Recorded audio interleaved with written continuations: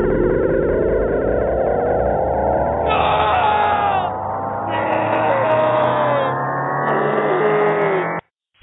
right, we are going to do a UFO on NOFX Punk in Drublic.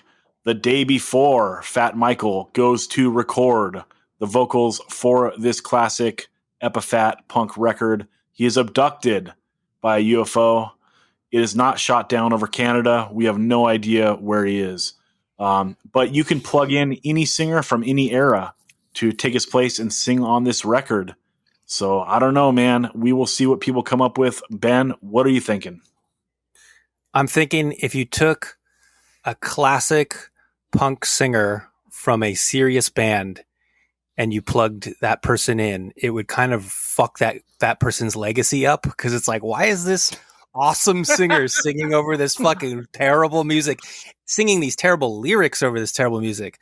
So I think the easiest way to sort of put this down is get the godfather of fart rock on here. I'm talking Leonard Graves Phillips of the Dickies.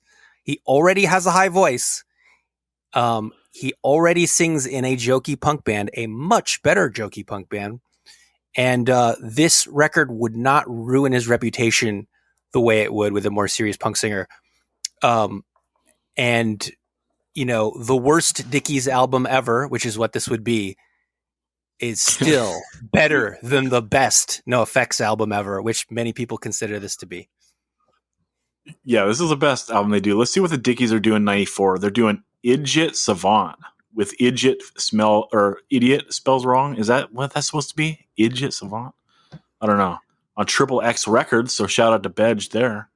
But yeah, I don't know. I don't know. That's a good one. Is this a UFO, like the first UFO we've done, where all our choices are guaranteed to make the record better? Yeah, I don't see how it's possible that it wouldn't be. But it's also the first UFO where any choice we make will not save this record. I disagree, and I also think that like we're setting up these people, right? Because this album does really well. It's on Epitaph. They're getting a decent cut. So you're kind of giving someone a nice payday too. So think about it from that angle. Clevo, who you thinking to replace Fat Mike? So it has to be someone from California. There has to be some snottiness to the vocals. So I came up with 3. I'm going to have to narrow it down. So you could just go Path of the Resistance, dude. Fuck it. So the first one I thought of was 6 era Keith Morris. Oh. You know, because he does. I mean, what's more California than Keith Morris with that Keith Morris accent? You know, he can do the snottiness. Like the Circle Jerks had some jokey songs. He also can carry some melody, like on 6. Like some of the songs, he does sing a little bit more. You know, it's not like the Black Flag vocals. Along the same lines, someone who's definitely more serious, I thought Tony Adolescent. You know, because like when you think of like Kids of the Black Hole or Amoeba, like he's still like, again, he carries a tune, but there's some bite to his voice. But much like Bedge, going with someone who's an original, you know, kind of, you know, just sort of that front man that sets him apart. Jello Biafra, because I think Jello Biafra, especially when you get up to like Bedtime for Democracy, you know, there are some like sillier songs in there, and he does like funny stuff with his voice. And I think that Jello could pull this one off. That's a wild thought. I love it. Pops, what are you thinking? Well, that was on my short list. Well, first of all, thank you for making me listen to this record. That's cool. And after listening, Maury Myers rules. Well, after listening to the whole thing, I had to get in a really specific mind state, and I thought, well, first of all, I had to Google what the singer of Dead Milkman's name was. So that's Rodney Linderman. I thought maybe he could do it, and I was like, well, I don't think that's going to make it entertaining enough. And then I thought, well, NOFX has like rock operas, right? Like I know that this record isn't one, but then, wow, how shitty would it be if Zoli sang for this? Like that would be fucking insane to me, you know? I kind of want to hear it. And so then kind of connected to that, I was like, well, Michael Graves would be way shittier. That's really funny. But that doesn't work at all. And then, Do call me white. About like, I was like, wait a minute. That's pretty clever wordplay. There's another dude was in a California band at the same time who's a clever wordplay guy, and he had an EP called Whack and Blight. And so I thought if Blake from Jawbreaker sang on this, all the things that are like wacky and funny suddenly become somehow intellectual, because like all the pseudo-intellectuals that worship Jawbreaker think Blake's smarter than he is. So like now all of a sudden Linoleum is like a literary reference and he's fucking Raymond Carver of punk. So, and he's got a little rasp to his voice, and I'd want to hear him over the the fat beat. I don't even know what you call that, like that fucking but do that. Yeah. Put some respect on that, dude. Come on. Yeah.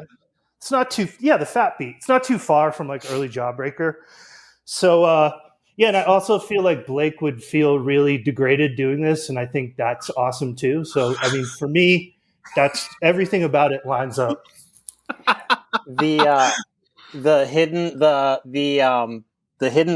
acoustic song at the end, thinking of Blake singing the acoustic song at the end of Dear You, like it totally lines up.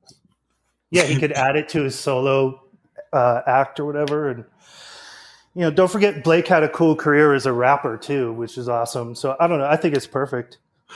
Dude, I love that. I also love the Michael Graves just because like the bum out of Fat Mike, the anti-Bush, like that such a noble struggle that Fat Mike has been well documented in doing. And he comes back as fucking Michael Graves sang on the most classic NOFX album.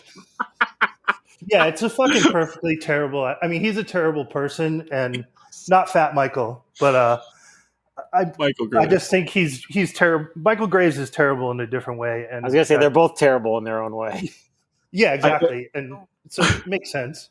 But just the idea of like putting one of the biggest putzes ever, like Michael Graves in this NOFX to troll Fat Mike, like that's so funny. Yeah, he gets to own the libs, dude. It's perfect. I know, and the lib is Fat Mike. That's great. That's great because he never answered my emails. I tried to email Fat and say, "Hey, I'd like to interview Smelly, please," and no one ever responded. So, Fat Records, go fuck yourself. But what can you do? Okay, I am going to take. I love Punk and Drublic. I think this record is great. Ben, I think you're rude, and I don't know. So I want something that sounds similar because I think Fat Mike's voice actually works on this record.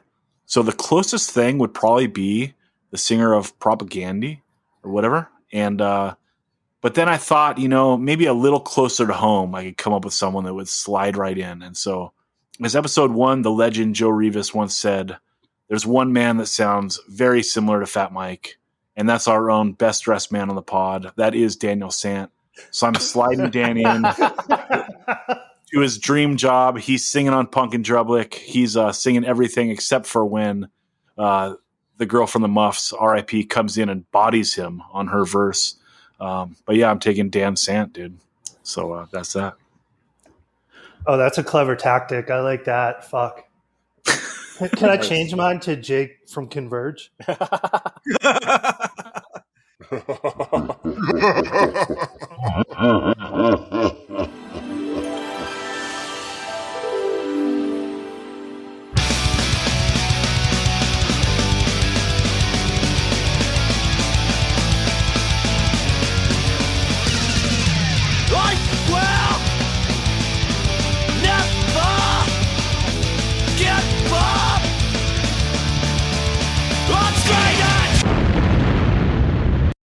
Or what if Fat Mike sang for Over My Dead Body?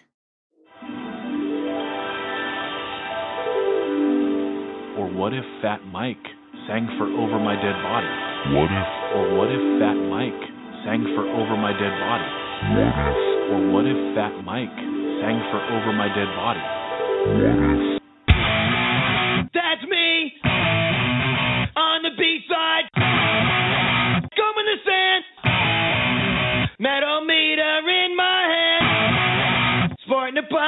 full of change.